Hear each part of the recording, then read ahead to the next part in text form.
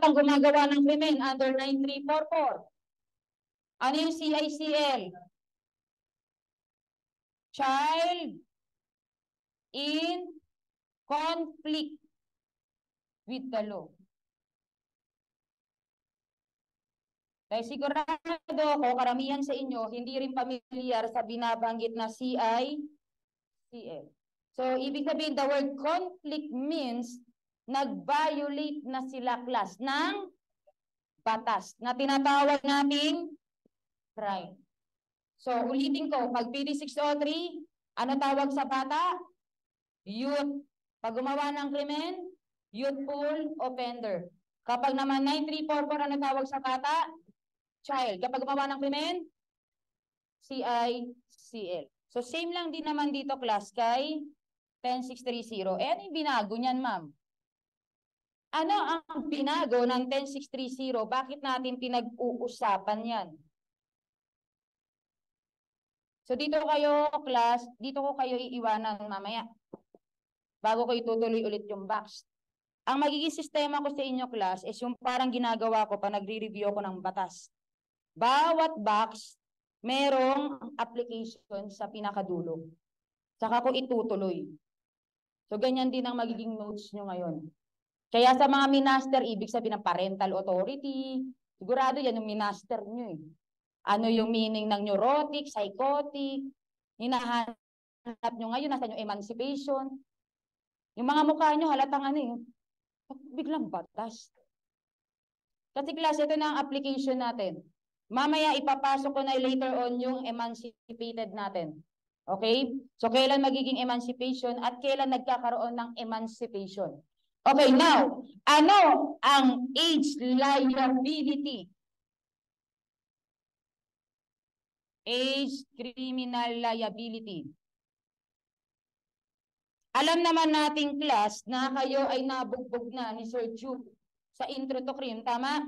Na ang criminal liability na pinag-uusapan natin ay nahati sa dalawang konsepto. Nandiyan ang tinatawag nating imprisonment at meron din tayong tinatawag na fines. Na ang fines na binabanggit natin ay tumutukoy naman sa civil liability. Na nahati rin sa dalawang konsepto na ang fines na yan, may isa na binabayaran mo ang katumbas ng krimen na ginawa mo at meron din tayong fines na ang binabayaran mo naman ay damage na nagawa mo sa victim mo. Naunawaan po. So, ibig sabihin, once na ikaw ay naging adult na class, hindi ka lang makukulong, bagkus, magbabayad ka pa. Naunawaan po. Uy, familiar? Meron kayong grave, less grave, and light under imprisonment. Tama? At meron ding equivalent class na pera pagdating naman sa less grave, grave, and light natin. Nandiyan ang more than 1.2, not more than 1.2, but not less than 40,000 at less than 40,000. Para saan yan? Pagbayad sa nagawa mong krimen. Naunawaan po. Kaya lang, ma'am, ba't pinag-uusapan natin yan?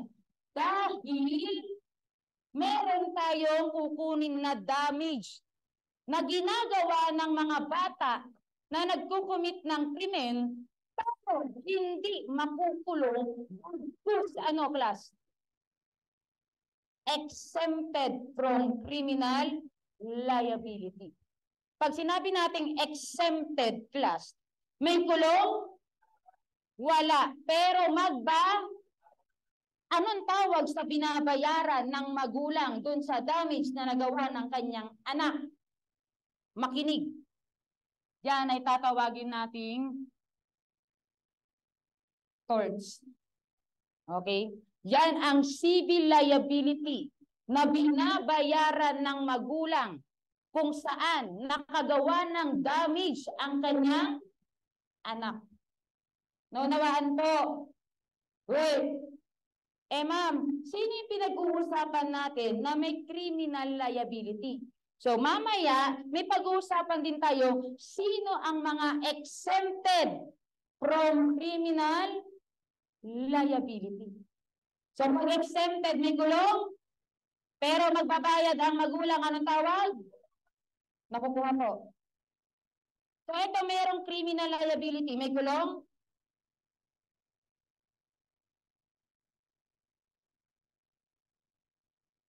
Nag-usapan natin yung exempted. Sabi ko walang kulong yung isa. Yung exempted from criminal liability. Nilagay ko ngayon dito, sino yung mga edad na may criminal liability. So meaning, may kulong wala. Mayroon. May bayad. Mayroon din. So ngayon, pag pinag-usapan natin yung mga exempted, may nakuha ka na kagad class. Ano yung damage na babayaran ng magulang? Torts. Pero dito, makukulong ang bata, pero hindi mo gagamitin yung word na imprisonment. Dito mo gagamitin yung word na diversion, intervention, youth rehabilitation center, at intensive juvenile intervention support center. Yan yung 4 na institution na pag-uusapan natin mamaya. Ulitin ko, etong mga merong criminal liability, generic, makukulong. Pero hindi natin gagamitin yung word na kulong. Ano gagamitin natin? Pwedeng diversion program, pwedeng intervention program, pwedeng youth rehabilitation center, at intensive juvenile intervention support center. Yun class yung pinaka-ICU. Ang keyword ko dyan, malala na. Sila na yung mga hinahawakan ng 10630 na isa sa mga facility ng bahay pag-asa. So yun yung mga kulungan class. Pero hindi ginagamit yung word na kulungan para daw hindi ma-degrade ang mga bata. Naunawaan ko, bakit ginagamit mo, ma'am? Para maintindihan nyo. Kasi pag winord ko kagad diversion, ano yun? Diversion. Alam ko, ma'am, bumababa ako pag Lucena, diversion. Ano ibig sabihin ng diversion program? Programa na ibinibigay sa mga bata na gumawa ng isang krimen. Nakukuha po. Ngayon, anong edad ng bata na may criminal liability na pagdating kay anong edad?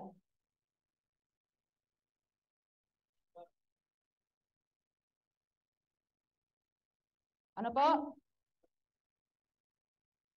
Ibig sabihin class, sa PD 603, lahat ng mga below 21, bata sa mata niya. Nakukuha po. Ngayon, sino yung hulihin niya na edad na pwede na daw makulong? Anong edad? Lahat ba ng under 21? Ibig sabihin ng 1-year-old, pwede. Pag sinabi mong lahat ng under 21. So, sino sa bracket na yan, class, ang pwede lang? Yung mga exceed. Ano ibig sabihin ng exceed, class? Lagpas. Lumagpas. Mas angat sa edad na ano? 9. Ba't may naririnig akong 21, 22? Class, adult na yun, ha? Paano tayo? Exceed 9? Exceed 9 ba, class? Yes or no? Kasama ba ang 9 o hindi? Kasama ba ang 9 or hindi? Halatang di kayo nagre-review. Kasama yung 9 or hindi? Hindi. Kaya nga exceed. But under 21. So, ibig sabihin, class, pag 10 years old ka at implementation ay PD 603, kulong ka. Kaso ka. Kasi nga, criminal liability. Ang problema, inamend siya ng 93-44. Inakyat ang age of liability. Anong edad gagalaw ang 9344? Yung mga batang exceed Pwede rin gamitin mo yung over o exceed or over 15, but under 18. With or without? With or without?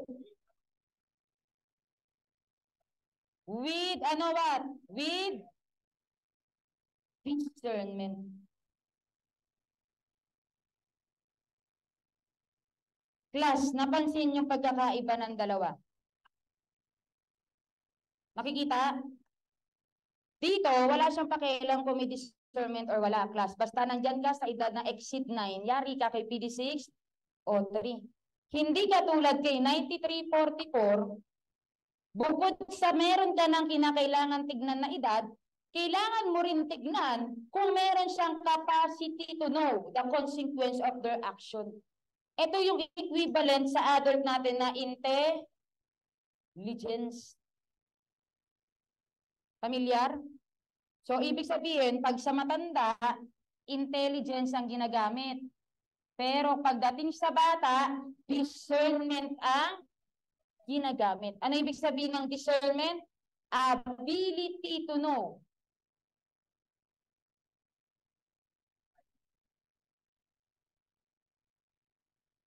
Pag sinabi mo, class, ability to know the right and wrong, knowledge tawag dun. Okay? So, ability to know the consequence of your action. Alam mo na ang ginagawa mo ay may kaakibat na responsibility na pwede kang maapektuhan or pwede kang hulihin ng batas. Oy, okay pa kayo? Sulat.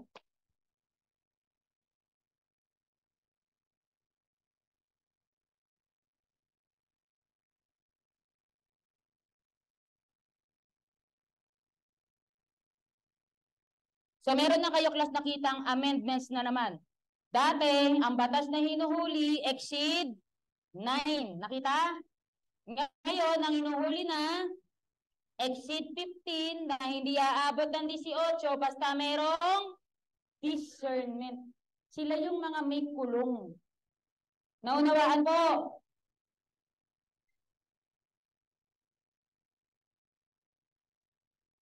Ano ang papel nitong 10630? So originally pala class, lahat ng pinag-uusapan natin ay na kay PD603. Kung i-analyze din natin class, sino yung mas may pangil? 9344 o PD603? PD603. Unang-una, wala siyang pakialam kung may discernment or wala. Unlike dito, bukod sa inakyat na ang edad ng pwedeng makulong, kailangan mo pang i-consider na dapat may discernment. Realization class, pag wala palang discernment, automatic exempted. Nakukuha po. So may nakita ka ng isang bata na kahit umabot ng exceed 15, ay pwede lang magbayad ang magulang ng tolls. Kasi nga sila ay exempted. Nauunawaan, class? Or parang ngayon nyo lang, yun pala yun? Kasi napansin ko sa inyo, nirarambol nyo yung mga edad. Palibasa, gusto nyo madalian. Pasensya na kayo kung hindi ako madalian class. Pero sisiguraduhin ko, mamamaster nyo to kung makikinig kayong maigi. Ngayon, class, umakyat ang criminal rate ng mga bata na gumagawa ng krimen. Ibig sabihin yung crime rate. Imagine, may pumapatay. Naniniwala ba kayo na may 12 anyos kaya ng pumatay, class? Yes. Bumubuhay na nga yan eh. Okay? Ibig sabihin, nakakabuntis na yan. Kaya nang magsinungaling yan. Kaya nang kumuha ng gamit ng iba yan. Problema, ikukulong ba? Hindi, kung 9344 tayo. So, ibig sabihin, kung 14 years old nga naman, class, kahit pumatay ng maraming tao, sa mata ng 9344, exempted. Nakukuha. Yan ang batas. Unlike dito kay PD 603, exceed 9. Site 10 ka, 11, 12, 13, 14, you are criminal liable under PD 603. But pagdating kay 9344, ano meron? Pag mas mababa daw class, doon sa inuhuli na liability, exempted. Regardless kung anong krimen ang ginawa. Eh paano kung heinous crime? Halimbawa, 9344 lang pinag-uusapan natin, class. Makinig, maigi. Arresting officer ka at may nakita kang bata, bit-bit isang sako ng shabu. Hi, sir! Gusto niyo po? Nakita mo, teka, nagkandak ka ngayon, class, ng shakedown. Examination of contraband. In-apply mo ngayon dahil ikaw ay nag-a-apply sa BJMP. Aha, pinagbabawal pala tong gamot. Kumbaga, drugs ang ibinibigay. Ano sabi sa'yo ng bata? Gusto niyo po? Class, heinous crime kapag pumalo ng 12 years imprisonment o katumbas ng temporal. Depende pa yan sa gramo kung nag-CBA na kayo, tama? Eh kung isang sako yung bit-bit niya, tapos, nung sinabi mo, you are under arrest, hindi mo pwedeng sabihin. Bakit? Bata yan. Ano ang tawag sa pang-aaresto sa bata? Apprehension sa bata. Initial contact with the child.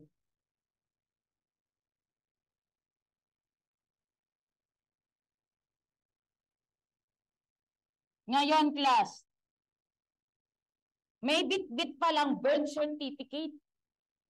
Sorry, sir. 14 years old po ako today. So, alam mo na ang 9344, ano hinuhuli? Exceed 15. In-apply pa sa iyo, class, ang provision ng batas. According to Revised Penal Code, binanggitan ka pa, class, ng mga provision ng batas. Ibig sabihin, merong discernment. Kaya lang, hindi pasok sa edad na may criminal. Ano ang magiging situational? Exempted, hindi. Exempted. Nakukuha po.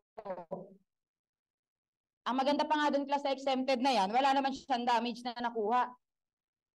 Nakukuha po, ihahatid lang yan ng arresting officer sa magulang. Yan ang batas na to. Kaya, nagkaroon ng amendments under 10630. Ginagamit daw kasi ng mga sindikato yung mga bata na nag-e-export ng droga. Oo nga naman, class, kung mayaman kang nilalang, sino gagamitin mo? Bata. Bakit? Unang-una, hindi mo pwedeng i-discriminate yan. Pangalawa, i-interrogate yan. Yari ka kagad yan. Naunawaan po. Kaya, anong batas gagalaw? No, anong edad gagalaw ang 10630?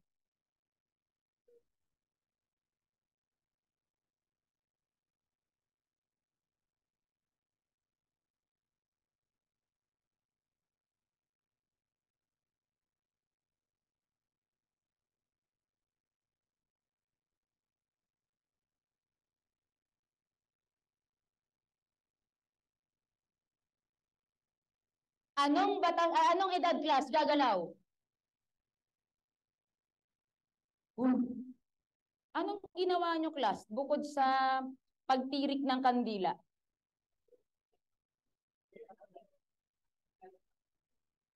Nagbasa-basa ba kayo? Yung iba, kaya hindi pumasok, masyado pang natuwa sa bakasyon, palibasa na extend ang board. Problema, class, pag sinayang niya yung extension na yan, bahala kayo. The word extension, nagkaroon din ng pagkakataon ng examiner na pahirapan kayo. Kung ako ang examiner, uy, meron pa akong ilang linggo para titignan ko ngayon yung Q&A. Parang madali ah. Hirapan ko nga. Kasi kung kayo nga, meron kayong extension na hayahay, ganun din ang ating mga examiner. Hindi ko kayo tinatakot class, pero 5,000 ang aming tuition fee next season. Okay? Unlimited access sa website. O, tanong, anong edad? Wala akong makikitang chops class na bababa ng 83 ang grade sa board. Huwag kayong magpapakita sa akin pag bumaba ng 83 ang criminology area nyo. Sinasabi ko sa inyo. Ang core ad, 90. Ang pinakamababa nyo dapat dyan. Yung third day. Kaya pag ikaw, class, pumasa ka, tapos sasabihin ko sa'yo, ano grade mo sa criminology? Huwag ka nang magsalita. Pag hindi yan mas mataas sa 83. Class, ang pinakamataas na nakakuha ng criminology area namin, nakaraan, meron akong 94, may 96. Hindi man top notcher, pero yun yung nakukuha nila. Makinig kayo maigi, lalo na ngayon ang hirap ng criminology area, mga anak. Oh, ano ang edad? Exceed 12, but not more than